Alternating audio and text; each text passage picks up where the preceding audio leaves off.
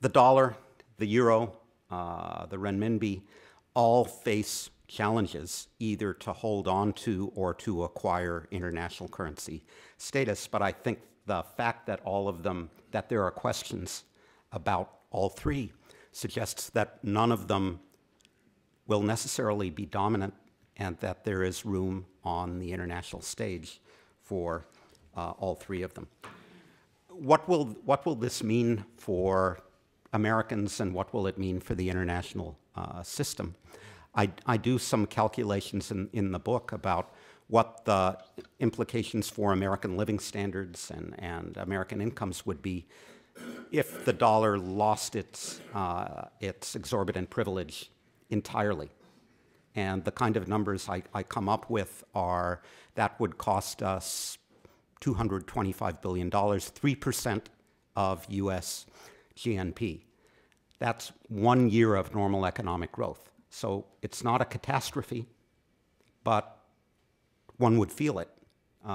We would feel it in the form of higher borrowing costs, higher funding costs for the government, because foreigners would no longer be absorbing the majority of the treasury bills and bonds that we issued. If the government had to compete at higher interest rates for funding, others, corporations and home buyers would face higher interest rates. The dollar would be somewhat weaker. You would see higher prices for flat screen televisions at Best Buy. So again, it's not a disaster from the point of US living standards, but 3% of US GNP is 1 year of economic growth.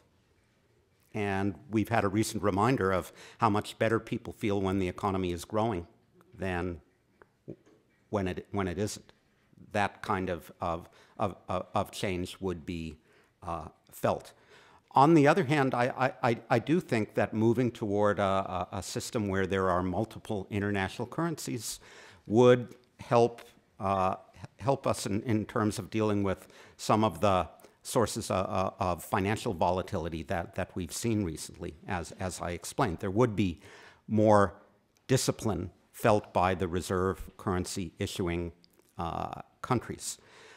Other people object that the kind of system I've described could be dangerously unstable, that with the dollar and the euro and the renminbi all being important reserve currencies, central banks and governments, if they perceived the existence of problems with one of those countries, could easily switch into the others. The problem currency would collapse, the others would go through the roof, exchange rates would become dangerously volatile. I don't believe it. I think central bank reserve managers don't act the same way as hedge fund managers. They're not compensated. They don't have the same high-powered incentives.